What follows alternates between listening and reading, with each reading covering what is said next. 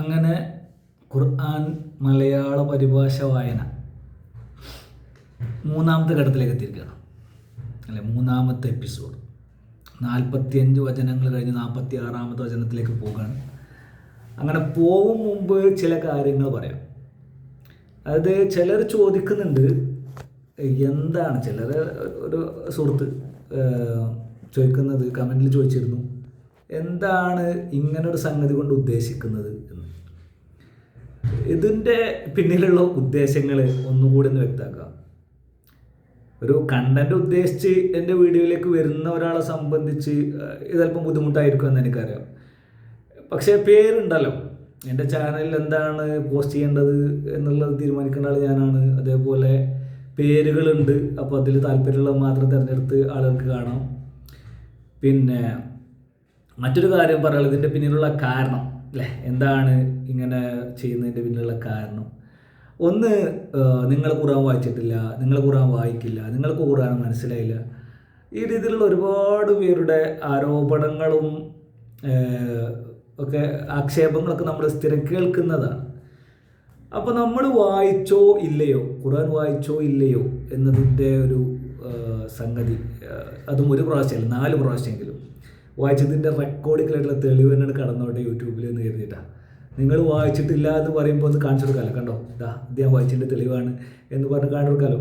ഇപ്പോൾ കഴിഞ്ഞ സമയത്ത് ഞാൻ വായിച്ചതൊന്നും എന്തായാലും ഒരു വീഡിയോ ചെയ്തിട്ട് കാണിക്കാൻ കഴിയില്ലല്ലോ, നമ്മളന്ന് ആ ഒരു ഉദ്ദേശത്തിൽ പഠിച്ചതും അല്ലല്ലോ.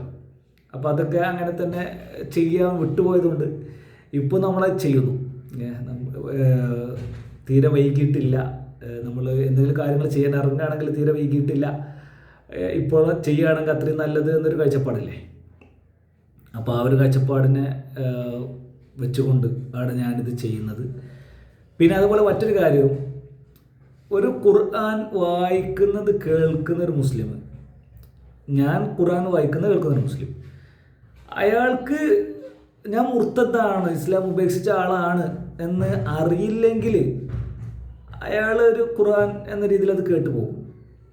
എന്നാൽ ഇസ്ലാം ഉപേക്ഷിച്ച ആളാണ് ഞാൻ എന്ന് അറിയുന്ന ആളാണെങ്കിൽ എൻ്റെ വായിൽ നിന്ന് ഖുർആൻ കേൾക്കുമ്പോൾ അയാൾ താല്പര്യപൂർവ്വം കേൾക്കുകയാണെങ്കിൽ അയാൾ കുറച്ചുകൂടി ഒന്ന് ശ്രദ്ധിക്കും, ഇതിലെന്തെങ്കിലും കുഴപ്പമുണ്ടോ.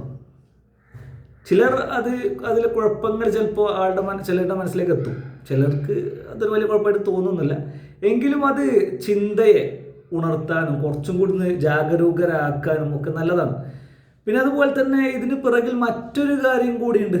ഇനി ഒരു വിശ്വാസിയുടെ ആംഗിളിലൂടെ നോക്കുകയാണെങ്കിൽ അതിന് മറ്റൊരു കാര്യം കൂടിയുണ്ട്. ഇപ്പം ഞാൻ നേരത്തെ പറഞ്ഞത് മനസ്സിലായിട്ടുണ്ടാവുമെന്ന് കരുതുന്നു. അതായത് ഒരു മുസ്ലിം ഒരു മതപരമായ കാര്യം പറയുന്നതും മുസ്ലിം അല്ലാത്ത ഒരാൾ, പ്രത്യേകിച്ച് ഇസ്ലാം ഉപേക്ഷിച്ച ഒരാൾ ഒരു മതപരമായ കാര്യം പറയുന്നതിനും 2 തരം ആസ്പെക്റ്റുകളാണുള്ളത്. അതുമാത്രമല്ല, അവിടെ തന്നെ ഒരു മുർത്തദ്ദായ ഒരാൾ പറയുകയാണെങ്കിൽ തന്നെ ചിലത് ആക്സെപ്റ്റ് ചെയ്തുകൊണ്ട് പറയുന്നതായിരിക്കും, ചിലത് സർക്കാസ്റ്റിക് ആയിട്ട് പറയുന്നതായിരിക്കും. അപ്പോൾ ഉള്ളിൽ എന്തെങ്കിലും ഉണ്ടോ ഇല്ലയോ എന്ന് ഒരു ചിന്ത വന്നു കഴിഞ്ഞാൽ ചിലപ്പോൾ അതുവരെ കാണാത്തതൊക്കെ കാണാനും കേൾക്കാനും ഒക്കെ കഴിയാൻ ചാൻസ് ഉണ്ട്. ആ രീതിയിലാണ് ചിന്തയെ നമ്മൾ ഉണർത്തുക. അപ്പോൾ ചിന്തയെ ഉണർത്തുന്നതിൻ്റെ ഒരു ഭാഗം കൂടിയാണ് ഈ ഒരു വായന, എൻ്റേതും എൻ്റെ കേൾവിക്കാരുടേതും. പിന്നെ മറ്റൊന്ന്, ഒരു വിശ്വാസിയുടെ ആംഗിളിലൂടെ പറയുമ്പോഴുള്ള കാര്യം, ഞാൻ മുർത്തദ്ദായത് എൻ്റെ തന്നെ പ്രശ്നങ്ങൾ കൊണ്ടാണ് എന്ന് ഒരുപാട് പേര് പറയാറുണ്ട്. അപ്പോൾ അതിൽ ഏറ്റവും രസകരമായൊരു വാദം ഒരു ഉസ്താദിൻ്റേതായിരുന്നു, ഒരു ഒതുക്കുങ്ങൽ യഹ്യാ സുന്നയിലെ അബ്ദുള്ള ഉസ്താദിൻ്റെ വാദം. ഇത് പറഞ്ഞിങ്ങനെ പോകുമ്പോൾ കുറേ ടൈം എടുക്കാൻ ചാൻസ് ഉണ്ട്, അപ്പോൾ അതേതായാലും പറയാം. അപ്പോൾ ഈ അബ്ദുള്ള ഉസ്താദ് പറഞ്ഞ്, ഞാൻ വഴി തെറ്റാനുള്ള കാരണം എൻ്റെ മതപഠനം തുടങ്ങുന്നത് തന്നെ മാതാപിതാക്കളോട് നുണ പറഞ്ഞുകൊണ്ട് ആണ് എന്നുള്ളത് കൊണ്ടാണ്. അതായത് മാതാപിതാക്കളോട് ഞാൻ +2 കഴിഞ്ഞ് പിന്നീട് മതപഠനത്തിന് പോകുമ്പോൾ അവർ സമ്മതിക്കൂല മതപഠനത്തിന് ഞാൻ പോണത്, അതുപോലെ കുടുംബപരമായിട്ടും പലരും എതിർക്കാൻ ചാൻസ് ഉണ്ട് എന്നറിയുന്നത് കൊണ്ട് ഞാൻ ഒരു കോളേജിൽ അഡ്മിഷൻ കിട്ടി എന്ന് പറഞ്ഞിട്ടാണ് ഞാൻ പോകുന്നത്. എന്ന് മാത്രമല്ല, പിന്നെ എനിക്കതിന് സപ്പോർട്ട് ഉണ്ടായിരുന്നതും എൻ്റെ ഉസ്താദ്മാരിൽ ചിലർ പറഞ്ഞ കാര്യങ്ങളാണ്. മതപരമായ കാര്യങ്ങളിൽ മാതാപിതാക്കൾ നമ്മളെ വിലക്കുകയാണെങ്കിൽ അതനുസരിക്കേണ്ടതില്ല എന്നും എൻ്റെ ഉസ്താദ്മാർ പറഞ്ഞിട്ടുണ്ടായിരുന്നു പലരും.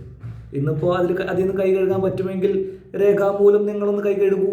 ഇത് കേൾക്കുന്ന വെള്ളക്കുപ്പായക്കാരുണ്ടെങ്കിൽ അവരോടാണ് പറയാനുള്ളത്. പിന്നെ ആരെങ്കിലും മതം പഠിക്കാൻ ആഗ്രഹിക്കുന്ന ആരെങ്കിലും എൻ്റെ വോയിസ് കേൾക്കുന്നുണ്ടെങ്കിൽ അബ്ദുള്ള ഉസ്താദിനെ ഉദ്ധരിച്ചുകൊണ്ട് ഞാൻ പറയണം, അബ്ദുള്ള ഉസ്താദ്, നിങ്ങൾ ഒരു പടച്ചവൻ ഉണ്ട് എന്ന് കൂട്ടിക്കോളി. ആ പടച്ചവൻ്റെ അടുക്കൽ നിങ്ങളെ പിടിച്ചുകൊണ്ടാണ് ഞാൻ പറയാൻ പോണത്. അങ്ങനെ ഒരാളുണ്ടെങ്കിൽ അത് അബ്ദുള്ള ഉസ്താദ് പറഞ്ഞിട്ടുണ്ട്. ഇഹ്യാ സുന്നയിലെ പ്രമുഖ മുദരിസുമാരിൽ ഒരാളായ അബ്ദുള്ള ഉസ്താദ് പറഞ്ഞിട്ടുണ്ട്, മാതാപിതാക്കൾ നിങ്ങളോട് ദീൻ പഠിക്കാൻ പോകണ്ടെന്ന് പറഞ്ഞിട്ടുണ്ടെങ്കിൽ നിങ്ങൾ ദീൻ പഠിക്കാൻ പോകണ്ട. നിങ്ങൾ ഒരു തന്ത്രവും ഉപയോഗിക്കേണ്ട. അവിടെ നിന്ന് ചാടി മാതാപിതാക്കളുടെ അടുത്ത് നിന്ന് ചാടി പോയിട്ടോ അല്ലാതെ മാതാപിതാക്കളെ ധിക്കരിച്ചുകൊണ്ടോ ദീൻ പഠിക്കാൻ പോകാൻ ഒരു തന്ത്രവും നിങ്ങൾ ഉപയോഗിക്കേണ്ട. അത് ഉപയോഗിച്ച് കഴിഞ്ഞാൽ നിങ്ങൾ വഴി പിഴച്ചു പോകാൻ ചാൻസ് ഉണ്ട്. എന്നെ പോലെ നിങ്ങൾ ചിലപ്പോൾ ചിന്തിച്ചേക്കാം, ഇതിൽ പഠിപ്പിക്കുന്നതെന്നാണ് ചിന്തിച്ചേക്കാം. അത് കാരണം വഴി തെറ്റിയേക്കാം. എന്താ കാരണം? നിങ്ങൾ മാതാപിതാക്കളെ ധിക്കരിച്ചു. എന്തിൻ്റെ വഴിയിൽ? ദീനിൻ്റെ വഴിയിൽ.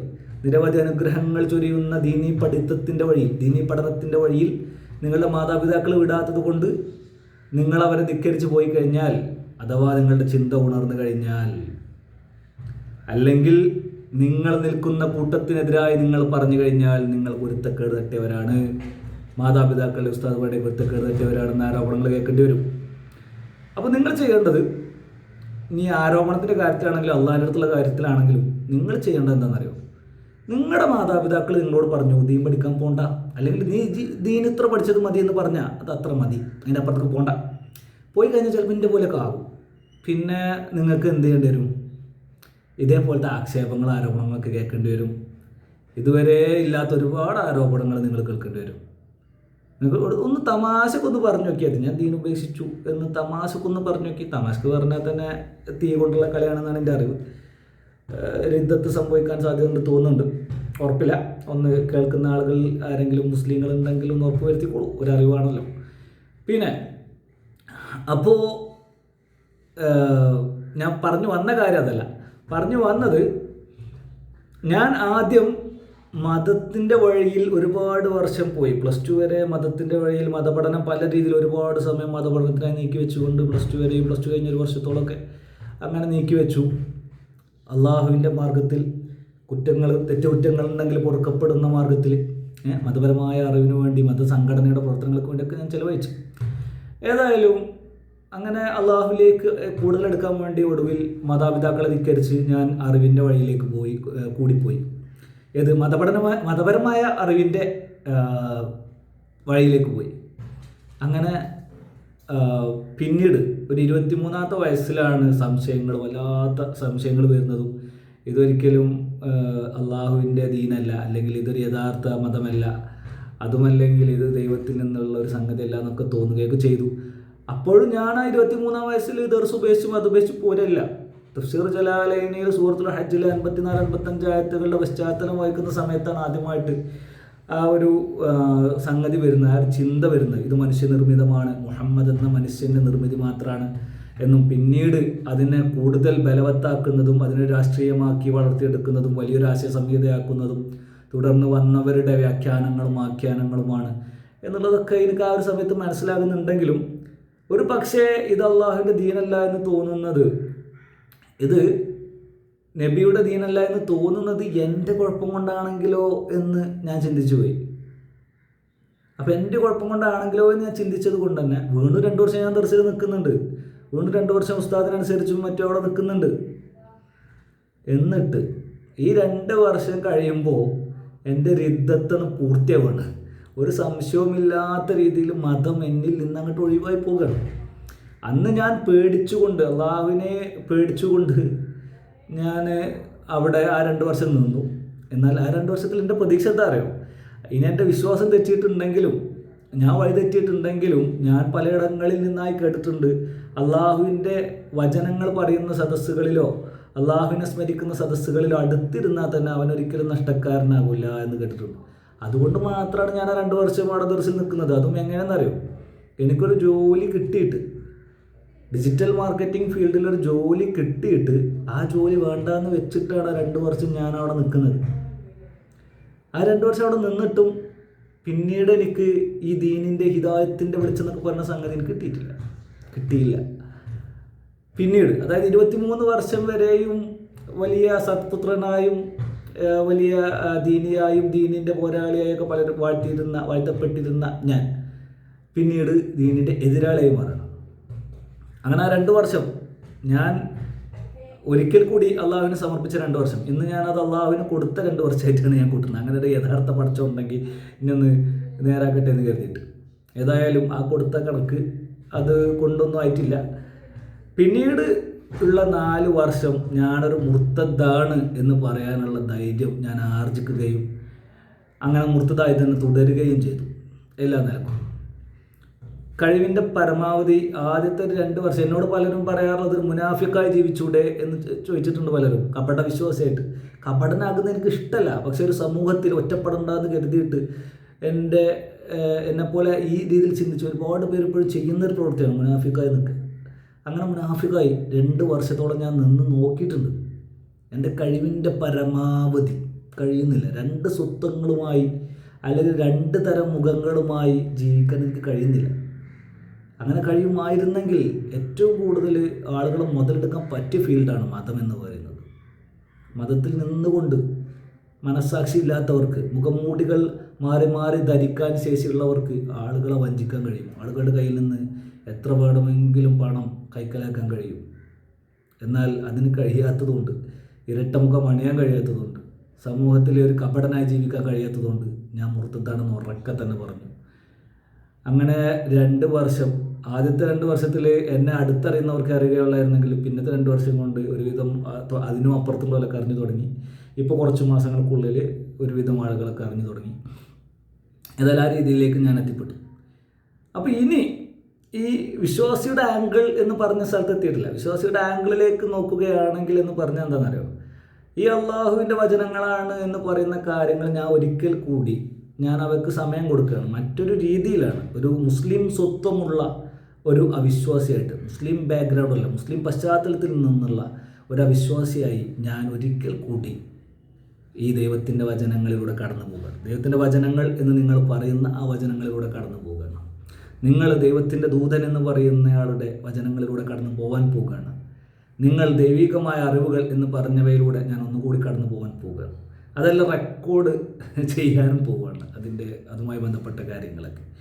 അപ്പോൾ നീ ഒന്നും പഠിച്ചില്ല, നീ ഒന്നും കണ്ടില്ല, നീ ഒന്നും കേട്ടില്ല എന്ന് പറയുന്നവർക്ക് മുമ്പിൽ ഇട്ട് കൊടുക്കെങ്കിലും ചെയ്യാലോ. ഞാനിത് വായിച്ചിട്ടുണ്ട്, ഇനി ഇതിൽ വായിച്ചതിൽ മിസ്റ്റേക്ക് ഉണ്ടെങ്കിൽ പറയൂ, മനസ്സിലാക്കിയതിൽ മിസ്റ്റേക്ക് ഉണ്ടെങ്കിൽ പറയൂ എന്ന് ചോദിക്കാമല്ലോ.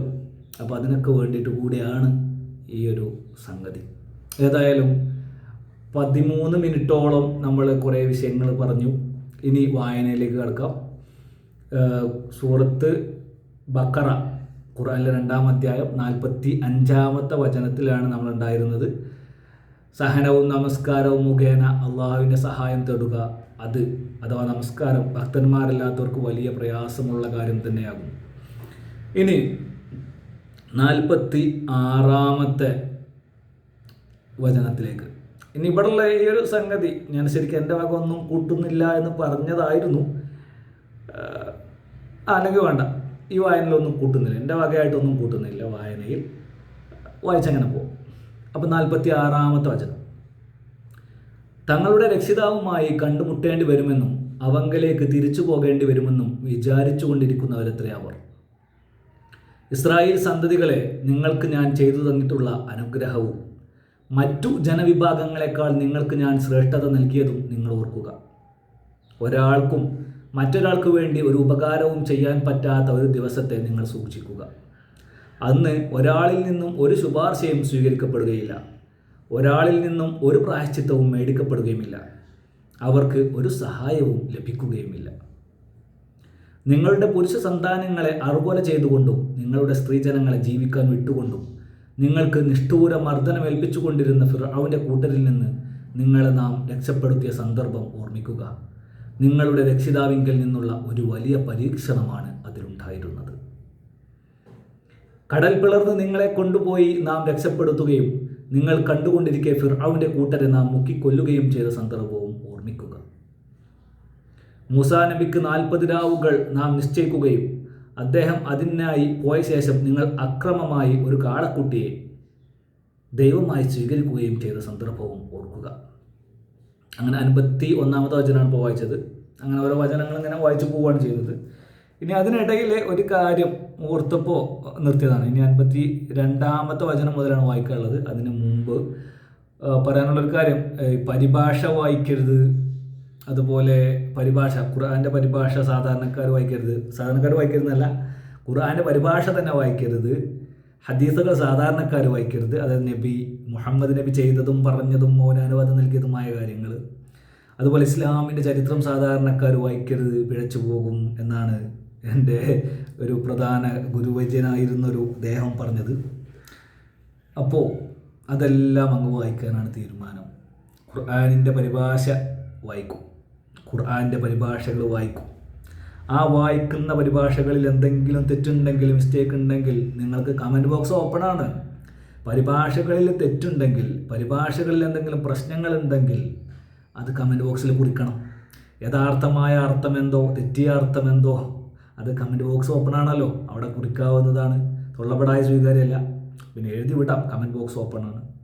പിന്നെ നിങ്ങൾക്ക് അർത്ഥങ്ങൾ എന്താണ് യഥാർത്ഥ അർത്ഥം എന്നുള്ളത് ഓരോ വേർഡ് ബൈ വേർഡായിട്ടും അതിലേക്ക് പിന്നീട് സെൻറ്റൻസുകളായിട്ടും പിന്നെ അതിൻ്റെ സാഹചര്യങ്ങളും കാര്യങ്ങളും പറയണമെങ്കിൽ അങ്ങനെയൊക്കെ നിങ്ങൾക്ക് എഴുതി വിടാൻ കമൻറ്റ് ബോക്സ് ഓപ്പൺ ആണ്. അപ്പോൾ വായിക്കുന്ന പരിഭാഷയിൽ തെറ്റുണ്ടെങ്കിൽ നിങ്ങൾ തിരുത്തേണ്ടതാണ്. തിരുത്താൻ വേണ്ടിയിട്ട് നിങ്ങൾക്ക് അവസരമുണ്ട്, ഞാൻ തന്നിട്ടുണ്ട്. പിന്നെ അതേപോലെ തന്നെ നമുക്കൊന്ന് വായിച്ചു നോക്കാം, എത്രത്തോളം വഴി തെറ്റും നേരായ വഴിയിലേക്ക് എത്തുമോ ഇല്ലേ എന്നുള്ളതൊക്കെ നമുക്കൊന്ന് നോക്കാം. അപ്പോൾ ദൈവത്തിൻ്റെ വചനങ്ങൾ എന്ന് പറയപ്പെട്ടവയും പ്രവാചകൻ്റെ വചനങ്ങൾ, ചെയ്തികൾ എന്നൊക്കെ പറയപ്പെട്ടവയും പരിശുദ്ധമായ ഇസ്ലാമിൻ്റെ ചരിത്രം എന്ന് പറയപ്പെട്ടതും ഒക്കെ, പവിത്രമായ അറിവ് എന്ന് പറയപ്പെട്ടതൊക്കെ നമ്മൾ ചർച്ച ചെയ്യാൻ പോവുകയാണ്. പതിയെ എല്ലാം കൂടെ ഒറ്റയടിക്ക് ചെയ്യാൻ പറ്റില്ല. പയ്യെ തിന്നാ പണിയും തിന്നാന്നല്ലേ. അപ്പോൾ നമുക്ക് പയ്യെ ഇങ്ങനെ ചെയ്ത് നോക്കാം. ഏതായാലും 52-ാമത്തെ വചനത്തിലേക്ക്. എന്നിട്ട് അതിന് ശേഷവും നിങ്ങൾക്ക് നാം മാപ്പ് നൽകി, നിങ്ങൾ നന്ദിയുള്ളവരായിരിക്കാൻ വേണ്ടി. നിങ്ങൾ സന്മാർഗം കണ്ടെത്തുന്നതിന് വേണ്ടി വേദഗ്രന്ഥവും സത്യവും അസത്യവും വേർതിരിക്കുന്ന പ്രമാണവും മൂസാ നബിക്ക് നാം നൽകിയ സന്ദർഭവും ഓർക്കുക. എൻ്റെ സമുദായമേ, കാളക്കുട്ടിയെ ദൈവമായി സ്വീകരിച്ചത് മുഖേന നിങ്ങൾ നിങ്ങളോട് തന്നെ അന്യായം ചെയ്തിരിക്കുകയാണ്. അതിനാൽ നിങ്ങൾ നിങ്ങളുടെ സൃഷ്ടാവിലേക്ക് പശ്ചാത്തപിച്ച് മടങ്ങുകയും പ്രായശ്ചിത്തമായി നിങ്ങൾ നിങ്ങളെ തന്നെ നിഗ്രഹിക്കുകയും ചെയ്യുക. നിങ്ങളുടെ സൃഷ്ടാവിൻ്റെ അടുക്കൽ അതാണ് നിങ്ങൾക്ക് ഗുണകരം എന്ന് മൂസ തൻ്റെ ജനതയോട് പറഞ്ഞ സന്ദർഭവും ഓർമ്മിക്കുക. അനന്തരം അള്ളാഹു നിങ്ങളുടെ പശ്ചാത്താപം സ്വീകരിച്ചു. അവൻ പശ്ചാത്താപം ഏറെ സ്വീകരിക്കുന്നവനും കരുണാനിധിയുമത്രേ. ഓ മൂസ, ഞങ്ങൾ അള്ളാഹുവെ പ്രത്യക്ഷമായി കാണുന്നതുവരെ താങ്കളെ ഞങ്ങൾ വിശ്വസിക്കുകയേയില്ല എന്ന് നിങ്ങൾ പറഞ്ഞ സന്ദർഭം ഓർക്കുക. തന്നിമിത്തം നിങ്ങൾ നോക്കി നിൽക്കെ ഇടുത്തി നിങ്ങളെ പിടികൂടി. പിന്നീട് നിങ്ങളുടെ മരണത്തിന് ശേഷം നിങ്ങളെ നാം എഴുന്നേൽപ്പിച്ചു, നിങ്ങൾ നന്ദിയുള്ളവരായിത്തീരാൻ വേണ്ടി. നിങ്ങൾക്ക് നാം മേഘത്തണൽ നൽകുകയും മന്നായും കാടപ്പക്ഷികളും ഇറക്കിത്തരുകയും ചെയ്തു. നിങ്ങൾക്ക് നാം നൽകിയിട്ടുള്ള വിശിഷ്ടമായ വസ്തുക്കളിൽ നിന്ന് ഭക്ഷിച്ചു കൊള്ളുക എന്ന് നാം നിർദ്ദേശിച്ചു. അവർ എന്നിട്ടും നന്ദികേട് കാണിച്ചവർ നമുക്കൊരു ദ്രോഹവും വരുത്തിയിട്ടില്ല. എന്നിട്ടും നന്ദികേട് കാണിച്ചവർ നമുക്കൊരു ദ്രോഹവും വരുത്തിയിട്ടില്ല. അവർക്ക് തന്നെയാണ് ദ്രോഹം ഉണ്ടാക്കിക്കൊണ്ടിരിക്കുന്നത്. നിങ്ങൾ ഈ പട്ടണത്തിൽ പ്രവേശിക്കുവിൻ. അവിടെ നിങ്ങൾക്ക് ഇഷ്ടമുള്ളിടത്ത് നിന്ന് യഥേഷ്ടം ഭക്ഷിച്ചു കൊള്ളുവിൻ. തലകുടിച്ചുകൊണ്ട് വാതിലടക്കുകയും പശ്ചാത്താപവചനം പറയുകയും ചെയ്യുവിൻ. നിങ്ങളുടെ പാപങ്ങൾ നാം പുറത്തു തരികയും സൽപ്രവൃത്തികൾ ചെയ്യുന്നവർക്ക് കൂടുതൽ അനുഗ്രഹങ്ങൾ നൽകുകയും ചെയ്യുന്നതാണ് എന്ന് നാം പറഞ്ഞ സന്ദർഭവും ഓർക്കുക. എന്നാൽ അക്രമികളായ ആളുകൾ അവരോട് നിർദ്ദേശിക്കപ്പെട്ട വാക്കിന് പകരം മറ്റൊരു വാക്കാണ് ഉപയോഗിച്ചത്. അതിനാൽ ആ അക്രമികളുടെ മേൽ നാം ആകാശത്തു നിന്ന് ശിക്ഷ ഇറക്കി. കാരണം അവർ ധിക്കാരം കാണിച്ചു കൊണ്ടിരുന്നത് തന്നെ. മൂസാ നബി തൻ്റെ ജനതയ്ക്ക് വേണ്ടി വെള്ളത്തിന് അപേക്ഷിച്ച സന്ദർഭവും ശ്രദ്ധിക്കുക. അപ്പോൾ നാം പറഞ്ഞു, നിന്റെ വടി കൊണ്ട് പാറമേൽ അടിക്കുക. അങ്ങനെ അതിൽ നിന്ന് 12 ഉറവുകൾ പൊട്ടിയൊഴുകി. ജനങ്ങളിൽ ഓരോ വിഭാഗവും അവരവർക്ക് വെള്ളമെടുക്കാനുള്ള സ്ഥലങ്ങൾ മനസ്സിലാക്കി. അള്ളാഹുവിൻ്റെ ആഹാരത്തിൽ നിന്ന് നിങ്ങൾ തിന്നുകയും കുടിക്കുകയും ചെയ്തുകൊള്ളൂ. ഭൂമിയിൽ കുഴപ്പമുണ്ടാക്കി നാശകാരികളായി തീരരുത് എന്ന് നാം അവരോട് നിർദ്ദേശിക്കുകയും ചെയ്തു. ഓ മൂസ, ഒരേ തരം ആഹാരവുമായി ക്ഷമിച്ചു കഴിയുവാൻ ഞങ്ങൾക്ക് സാധിക്കുകയില്ല. അതിനാൽ മണ്ണിൽ മുളച്ചുണ്ടാവുന്ന തരത്തിലുള്ള ചീര, വെള്ളരി, ഗോതമ്പ്, പയറ്, ഉള്ളി മുതലായവ ഞങ്ങൾക്ക് ഉൽപ്പാദിപ്പിച്ചു തരുവാൻ താങ്കളുടെ നാഥനോട് പ്രാർത്ഥിക്കുക എന്ന് നിങ്ങൾ പറഞ്ഞ സന്ദർഭവും ഓർക്കുക. മൂസ പറഞ്ഞു, കൂടുതൽ ഉത്തമമായത് വിട്ട് തികച്ചും താണതരത്തിലുള്ളതാണോ നിങ്ങൾ പകരം ആവശ്യപ്പെടുന്നത്? എന്നാൽ നിങ്ങളൊരു പട്ടണത്തിൽ ചെന്നിറങ്ങിക്കൊള്ളൂ, നിങ്ങൾ ആവശ്യപ്പെടുന്നതെല്ലാം നിങ്ങൾക്ക് അവിടെ കിട്ടും. ഇത്തരം ദുർവാശികൾ കാരണമായി അവരുടെ മേൽ നിന്ദ്യതയും പതിത്വവും അടിച്ചേൽപ്പിക്കപ്പെടുകയും അവർ അള്ളാഹുവിൻ്റെ കോപത്തിന് പാത്രമായി തീരുകയും ചെയ്തു. അവർ അള്ളാഹുവിൻ്റെ ദൃഷ്ടാന്തങ്ങളെ നിഷേധിക്കുകയും പ്രവാചകന്മാരെ അന്യായമായി കൊലപ്പെടുത്തുകയും ചെയ്തതിൻ്റെ ഫലമായിട്ടാണത് സംഭവിച്ചത്. അവർ ധിക്കാരം കാണിക്കുകയും അതിക്രമം പ്രവർത്തിക്കുകയും ചെയ്തതിൻ്റെ ഫലമായാണത് സംഭവിച്ചത്. മുഹമ്മദ് നബിയിൽ വിശ്വസിച്ചവരോ യഹൂദമതം സ്വീകരിച്ചവരോ ക്രൈസ്തവരോ സാബികളോ ആരാകട്ടെ, അള്ളാഹുവിലും അന്ത്യദിനത്തിലും വിശ്വസിക്കുകയും സൽക്കർമ്മം പ്രവർത്തിക്കുകയും ചെയ്തിട്ടുള്ളവർക്ക് അവരുടെ രക്ഷിതാവിങ്കൽ അവർ അർഹിക്കുന്ന പ്രതിഫലമുണ്ട്. അവർക്ക് ഭയപ്പെടേണ്ടതില്ല, അവർ ദുഃഖിക്കേണ്ടി വരികയുമില്ല. നാം നിങ്ങളോട് കരാർ വാങ്ങുകയും നിങ്ങൾക്ക് മീതെ പർവ്വതത്തെ നാം ഉയർത്തിപ്പിടിക്കുകയും ചെയ്ത സന്ദർഭം ഓർക്കുക. നിങ്ങൾക്ക് നാം നൽകിയത് ഗൗരവബുദ്ധിയോടെ ഏറ്റെടുക്കുകയും ദോഷബാധയെ സൂക്ഷിക്കുവാൻ വേണ്ടി അതിൽ നിർദ്ദേശിച്ചത് ഓർമ്മിച്ചു കൊണ്ടിരിക്കുകയും ചെയ്യുക എന്ന് നാം അനുശാസിച്ചു. എന്നിട്ട് അതിന് ശേഷവും നിങ്ങൾ പുറകോട്ട് പോയി. അള്ളാഹുവിൻ്റെ അനുഗ്രഹവും അവൻ്റെ കാരുണ്യവും ഇല്ലായിരുന്നുവെങ്കിൽ നിങ്ങൾ നഷ്ടക്കാരിൽ പെടുമായിരുന്നു. നിങ്ങളിൽ നിന്ന് ശബ്ബത്ത് ദിനത്തിൽ അതിക്രമം കാണിച്ചവരെ പറ്റി നിങ്ങൾ അറിഞ്ഞിട്ടുണ്ടല്ലോ. അപ്പോൾ നാം അവരോട് പറഞ്ഞു, നിങ്ങൾ നിന്ദ്യരായ കുരങ്ങന്മാരായി തീരുക. അങ്ങനെ നാം അതിനെ, ആ ശിക്ഷയെ, അക്കാലത്തും പിൽക്കാലത്തുമുള്ളവർക്ക് ഒരു ഗുണപാഠവും സൂക്ഷ്മത പാലിക്കുന്നവർക്ക് ഒരു തത്വോപദേശവുമാക്കി. അള്ളാഹു നിങ്ങളോട് ഒരു പശുവിനെ അറുക്കുവാൻ കൽപ്പിക്കുന്നു എന്ന് മൂസ തൻ്റെ ജനതയോട് പറഞ്ഞ സന്ദർഭം ശ്രദ്ധിക്കുക. അവർ പറഞ്ഞു, താങ്കൾ ഞങ്ങളെ പരിഹസിക്കുകയാണോ? മൂസ പറഞ്ഞു, ഞാൻ വിവരം കെട്ടവരിൽ പെട്ടുപോകാതിരിക്കാൻ അള്ളാഹുവിൽ അഭയം പ്രാപിക്കുന്നു. അപ്പോൾ അവർ പറഞ്ഞു, പശു ഏത് തരമായിരിക്കണമെന്ന് ഞങ്ങൾക്ക് വിശദീകരിച്ചു തരാൻ ഞങ്ങൾക്ക് വേണ്ടി താങ്കളുടെ രക്ഷിതാവിനോട് പ്രാർത്ഥിക്കണം. മൂസ പറഞ്ഞു, പ്രായം വളരെ കൂടിയതോ വളരെ കുറഞ്ഞതോ അല്ലാത്ത ഇടപ്രായത്തിലുള്ള ഒരു പശുവായിരിക്കണം അതെന്നാണ് അള്ളാഹു പറയുന്നത്. അതിനാൽ കൽപ്പിക്കപ്പെടുന്ന പ്രകാരം നിങ്ങൾ പ്രവർത്തിക്കുക. അവർ പറഞ്ഞു, അതിൻ്റെ നിറമെന്തായിരിക്കണമെന്ന് ഞങ്ങൾക്ക് വിശദീകരിച്ചു തരുവാൻ ഞങ്ങൾക്ക് വേണ്ടി താങ്കളുടെ രക്ഷിതാവിനോട് പ്രാർത്ഥിക്കണം. മൂസ പറഞ്ഞു, കാണികൾക്ക് കൗതുകം തോന്നിക്കുന്ന തെളിഞ്ഞ മഞ്ഞ നിറമുള്ള ഒരു പശുവായിരിക്കണം അതെന്നാണ് അവൻ പറയുന്നത്. അള്ളാഹു എന്നുള്ളടത്ത് അള്ളാഹു പറയുന്നിടത്ത് അവൻ എന്ന പ്രയോഗത്തിൻ്റെ അർത്ഥത്തിൻ്റെ അടുത്ത് തന്നെ ബ്രാക്കറ്റിൽ അള്ളാഹു എന്ന് കൊടുത്തിട്ടുണ്ട് കേട്ടോ. ഞാൻ 1-2 സ്ഥലത്ത് പറയാൻ വിട്ടുപോയെന്ന് തോന്നുന്നു. അവർ പറഞ്ഞു, അവർ എന്ന് പറയുമ്പോൾ ഈ ബനൂ ഇസ്രായേലർ, അത് ഏത് തരമാണെന്ന് ഞങ്ങൾക്ക് വ്യക്തമാക്കി തരാൻ നിന്റെ രക്ഷിതാവിനോട് ഞങ്ങൾക്ക് വേണ്ടി പ്രാർത്ഥിക്കുക. തീർച്ചയായും പശുക്കൾ പരസ്പരം സാദൃശ്യമുള്ളതായി ഞങ്ങൾക്ക് തോന്നുന്നു. അള്ളാഹു ഉദ്ദേശിച്ചാൽ അവൻ്റെ മാർഗനിർദ്ദേശപ്രകാരം തീർച്ചയായും ഞങ്ങൾ പ്രവർത്തിക്കാം. അപ്പോൾ മൂസ പറഞ്ഞു, നിലം ഉഴുതുവാനോ വിള നനയ്ക്കുവാനോ ഉപയോഗപ്പെടുത്തുന്നതല്ലാത്ത പാടുകളൊന്നുമില്ലാത്ത അവികലമായ ഒരു പശുവായിരിക്കണം അതെന്നാണ് അള്ളാഹു പറയുന്നത്. അവർ പറഞ്ഞു, ഇപ്പോഴാണ് താങ്കൾ ശരിയായ വിവരം വെളിപ്പെടുത്തിയത്. അങ്ങനെ അവർ അതിനറുത്തു. അവർക്കത് നിറവേറ്റുക എളുപ്പമായിരുന്നില്ല. ഇസ്രായേൽ സന്തതികളെ, നിങ്ങൾ ഒരാളെ കൊലപ്പെടുത്തുകയും അന്യോന്യം കുറ്റം ആരോപിച്ചുകൊണ്ട് ഒഴിഞ്ഞു മാറുകയും ചെയ്ത സന്ദർഭവും ഓർക്കുക.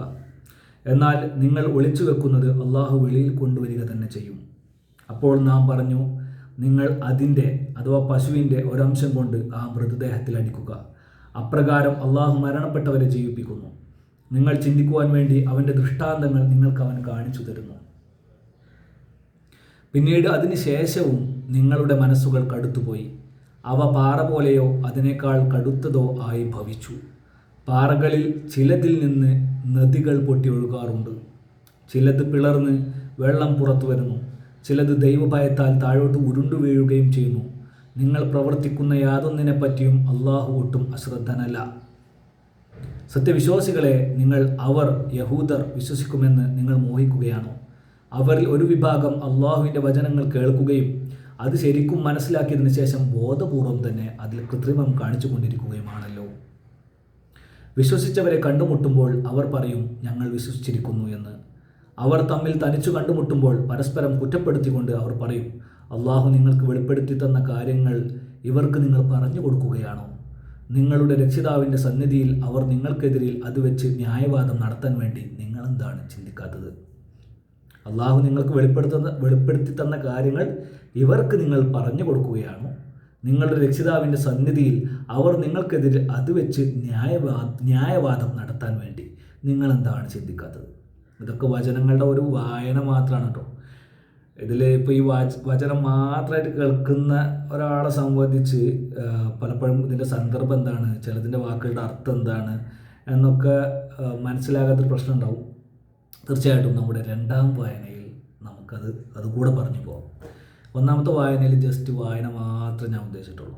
രണ്ടാമത്തെ വായനയിൽ നമുക്ക് കഥ കൂടി, ഇതിൽ പറയുന്ന സന്ദർഭം എന്താണ് എന്നുള്ളൊരു സംഗതി കൂടി നമുക്ക് തന്നെ വിശദീകരിച്ച് പോകാം.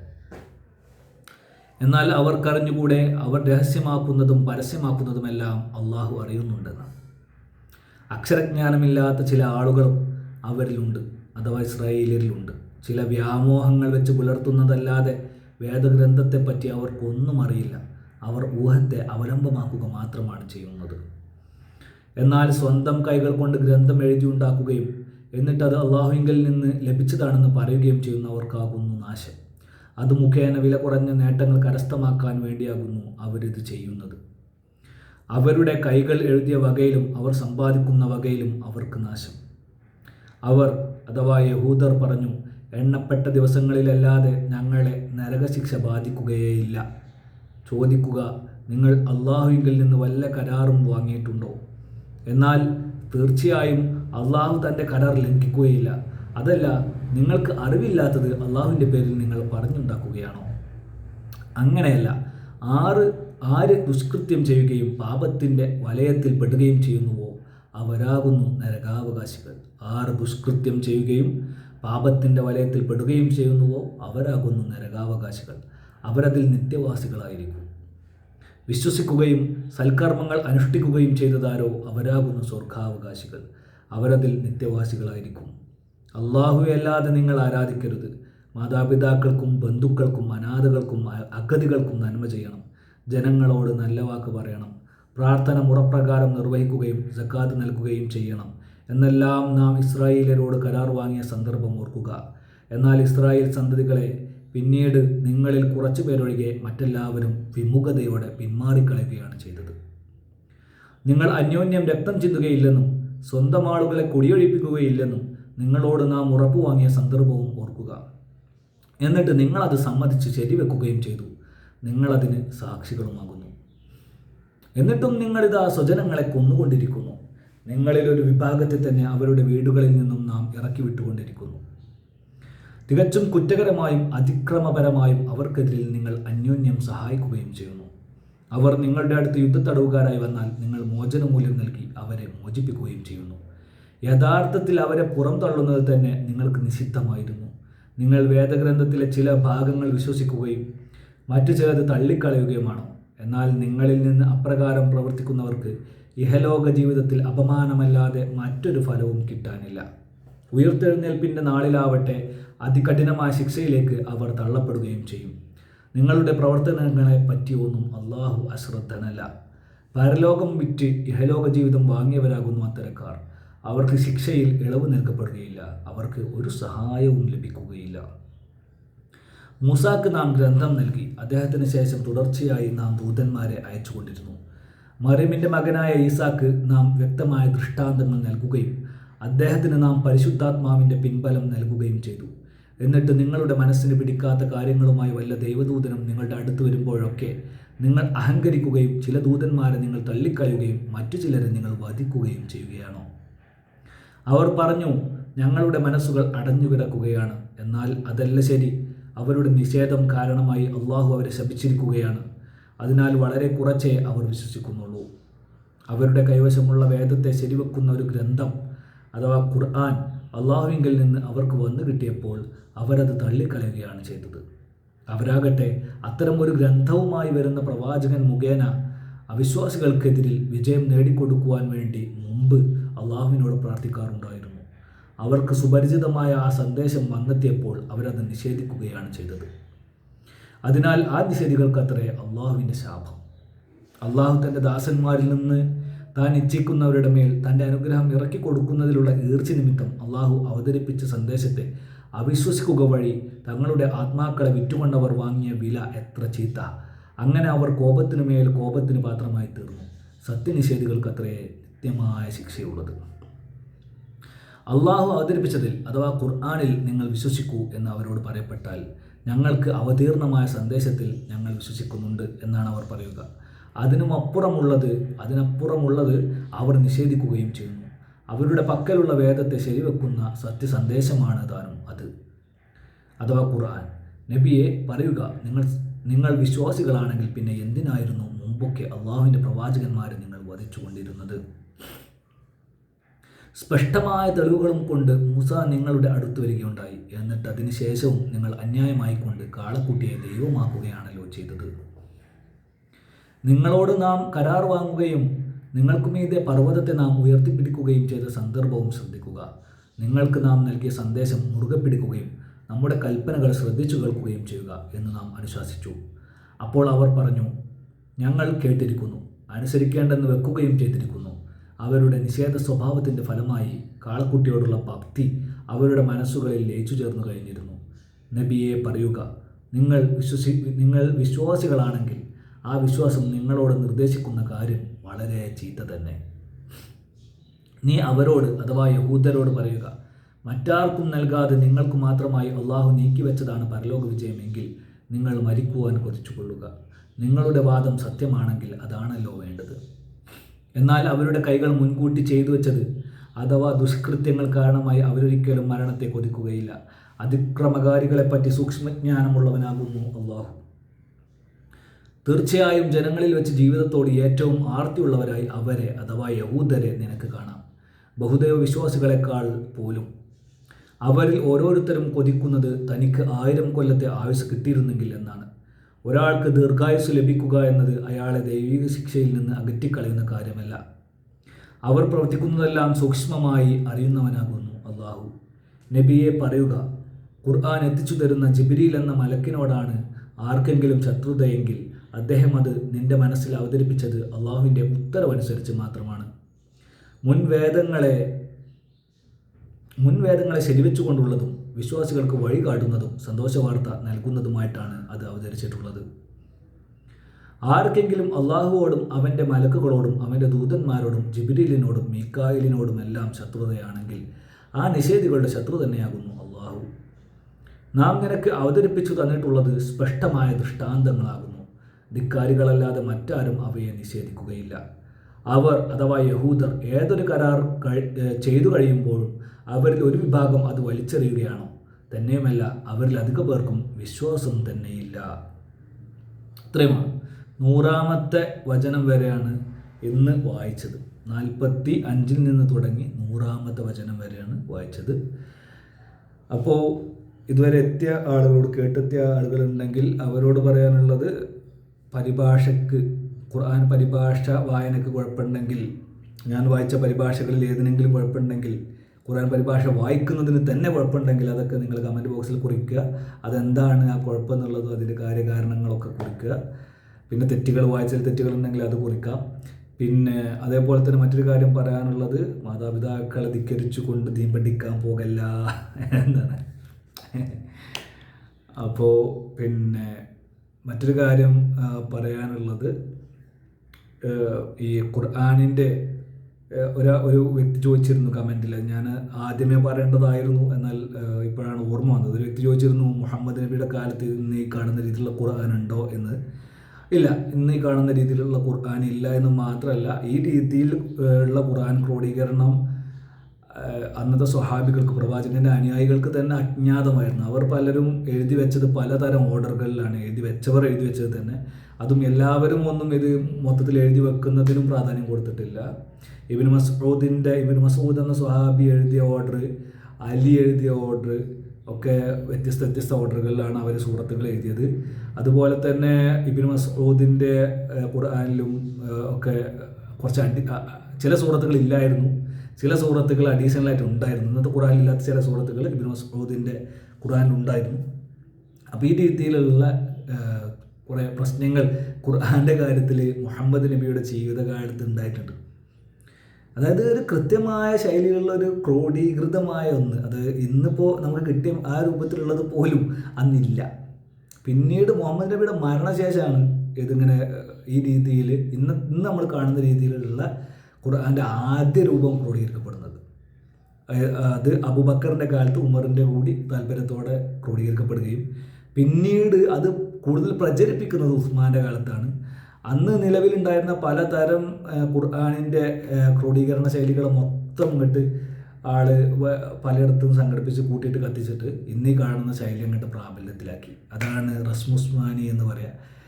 എന്നാൽ ഇതൊക്കെ അപ്പോഴൊന്നും, അതായത് ആ കാലഘട്ടത്തിലൊന്നും പരിപൂർണമായ രീതിയിൽ ഖുർആനിനെ സംരക്ഷിക്കാൻ പടച്ചോൻ ശ്രമിച്ചിട്ടില്ല, പടച്ചോന് കഴിഞ്ഞിട്ടില്ല. ഉമറിൻ്റെ അബൂബക്കറിൻ്റെ സംരക്ഷണം കഴിഞ്ഞ് ഉസ്മാനിലേക്ക് എത്തുമ്പോഴും ആ സംരക്ഷണം അങ്ങോട്ട് ശരിയായില്ല എന്നുള്ളതുകൊണ്ടാണ് പലതരം ഖുർആൻ വീണ്ടും അവിടെ വ്യാപകമാകുന്നത്, പലതരം വായനകൾ അവിടെ വ്യാപകമാകുന്നതും.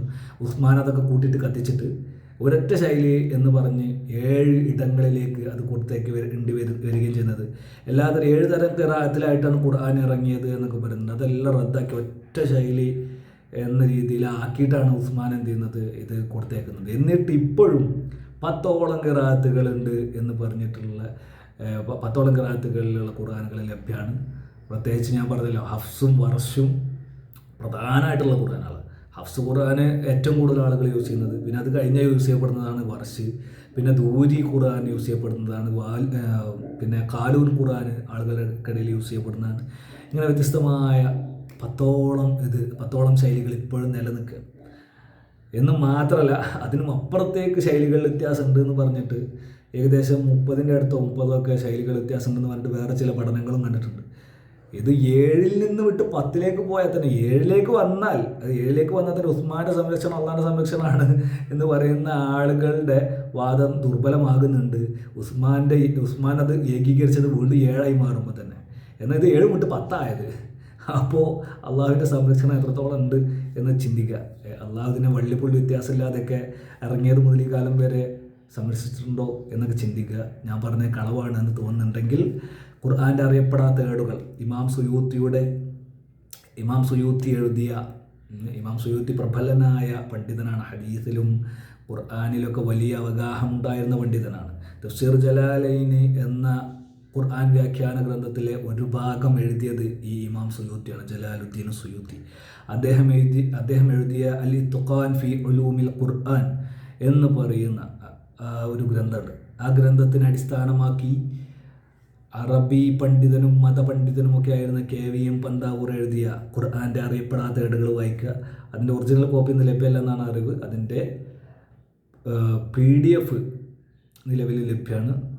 അത് എൻ്റെ ഫേസ്ബുക്കിൽ എൻ്റെ മെസ്സഞ്ചറിൽ വന്ന് മെസ്സേജ് അയച്ചാൽ ഞാൻ അയച്ചു തരും. ഇനി അതല്ല, നിങ്ങൾക്ക് വേണമെങ്കിൽ ഞാനൊന്ന് ശ്രമിച്ചു നോക്കാം, ഒരു ലിങ്കായിട്ട് ഡൗൺലോഡ് ചെയ്യാൻ പറ്റുന്ന ലിങ്കായിട്ടൊന്ന് സെറ്റ് ചെയ്യാൻ കഴിയുമെന്ന്. അങ്ങനെയാണെങ്കിൽ ഞാൻ ഡിസ്ക്രിപ്ഷനിൽ അത് കൊടുക്കുകയും ചെയ്യാം.